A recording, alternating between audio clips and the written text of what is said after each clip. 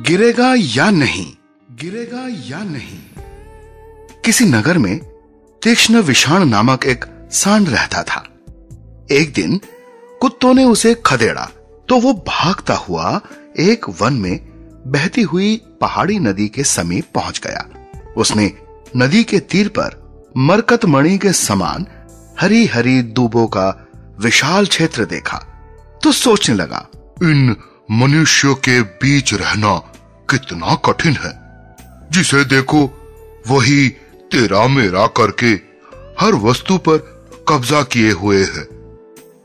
किसी को भूख लगी हो, उसके सामने विशाल भोजन का भंडार हो, फिर भी वो अपनी भूख इसलिए नहीं मिटा सकता कि उसे किसी दूसरे ने अपने कब्जे में कर रखा है।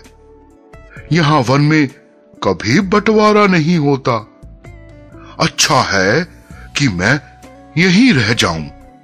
वो उन दूबों को खाता हुआ अत्यंत बलिष्ठ हो गया। वो भोजन करके शक्ति के मद में नदी के किनारों पर सींगों से धक्का लगाते हुए गर्जना करता रहता था। उसी वन में प्रलोभक नामक एक सियार अपनी पत्नी के साथ रहता था। एक दिन उसकी स्त्री ने सांड के अंडपिंडों को लटकते हुए देखकर कहा, प्रिय, ऐसा प्रतीत होता है कि ये पिंड शीघ्र ही गिर पड़ेंगे। इस सांड के साथ लगे रहो तो हमारे भोजन का उत्तम प्रबंध हो सकता है। सियार ने कहा, प्रिया, इस मांस पिंडों के गिरने का कोई भरोसा नहीं है। हमें खरगोश और चूहे तो मिल ही जाते हैं। यहाँ इनकी कमी भी नहीं है। ज्ञानियों ने कहा है कि सहज मिले हमें जो प्राणी अनिश्चित वस्तु की प्राप्ति के लिए प्रयत्न करता है, वो दोनों की प्राप्ति से जाता है। ये सुनकर उसकी स्त्री ने कहा, तुम्हारे जैसे पुरुष से मुझे इसी उत्तर की आशा थी। कायर और आलसी किसी पुरुषार्थ को करने की अपेक्षा व्यर्थ का तर्क देने लगते हैं। प्रिया, मैं कायर या आलसी नहीं हूँ, परंतु इन मांस पिंडों के संबंध में हम कुछ नहीं जानते। हम केवल अनुमान के आधार पर इनके गिरने की आशा नहीं कर सकते। अनुमान के लिए भी कुछ मूल बातों का ज्ञान आवश्यक होता है। मैं समझ गई कि तुम्हें मेरी किसी भी खुशी की कोई चिंता नहीं है। उसकी स्त्री ने रूठते हुए नेत्रों से अश्रु बहाना प्रारंभ किया। मेरा तो भाग्य ही फूट गया था कि तुम जैसे प्राणी से नाता जुड़ गया। चूहों और खरगोशों के मान से मैं बुरी तरह ऊब चुकी हूँ। देखो मैं कितनी दुर्बल हो गई हूँ, किंतु तुम्हें इससे क्या? मैं मरूं या जीऊं? अपनी पत्नी को रोते देखकर सियार घबरा गया। स्त्री का ये अस्त्र बड़े बड़े सूरमाओं की वीरता, ज्ञानियों का ज्ञान और पराक्रमियों के पराक्रम को भुला देता है। ये वो ब्रह्मास्त्र है जिसका वार कभी भी खाली नहीं जाता। सियार ने भी आत्मसमर्पण कर दिया। सियार उस मांस पिंडों के लोभ में उस वृषभ के पीछे लग गया।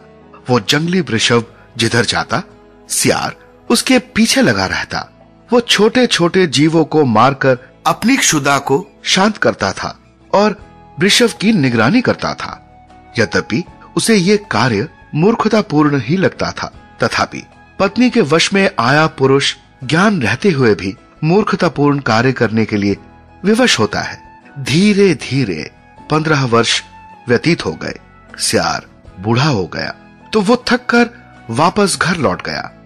वहां पहुंचकर उसे भारी धक्का लगा जब उसने देखा कि उसकी पत्नी किसी दूसरे सियार के साथ रह रही है। उससे उसकी कई संतान भी हैं। उसने दुखी होकर कहा, ये तुमने क्या किया? मैं तुम्हारी प्रसन्नता के लिए वन में भटकता रहा, न जाने कितने दुखों को सहन किया, और तुम, मैं क्या करती? सियारनी ने बिफर कर कहा, तुम्हारे जैसे निकम्मे और आलसी व्यक्ति की आशा में मैं बैठी रहती। मैं तो पहले से जानती थी कि तुम असफल होकर लौटोगे। मैं बीमार पड़ गई तो इस सियार ने मेरी बड़ी सेवा की। ये मेरे लिए भांति भांति के मांस लाया करता था। मैंने समझा कि तुम कहीं मरखव गए हो। हाँ, मेरी मृत्यु हो गई थी। परंतु मैं अपनी उस मृत्यु को पहचान नहीं पाया। विद्वानों ने सच ही कहा है कि जो उस पर विश्वास करके उसकी बातों में आता है वो उसी क्षण अपने सर्वनाश को आमंत्रित कर लेता है। मैं तो उसी क्षण मृत हो गया जब मैं स्वयं के विवेक को त्याग कर तुम्हारी सलाह और बुद्धि पर चल निकला। मुझे तुम्हारे इस आचरण से संपूर्ण संसार से विरक्ति हो गई है। मैं जा रहा हूं, परंतु जाते जाते तुम्हारा भी अंत बता देना चाहता हूं। जो स्त्री अपने पति को त्याग कर किसी दूसरे पुरुष की अंकशायिनी बनती है, उसे रूप और जवानी के ढलते ही उसी पुरुष की घृणा तथा प्रताड़ना का शिकार होना पड़ता है। समाज तो उसे घृणित समझता ही है। अपनी संतान भी उसके प्रति कोई विशेष श्रद्धा नहीं रखती। ईश्वर तुम्हारा कल्याण करे। फिर सियार वहां से सघन वन में चला गया।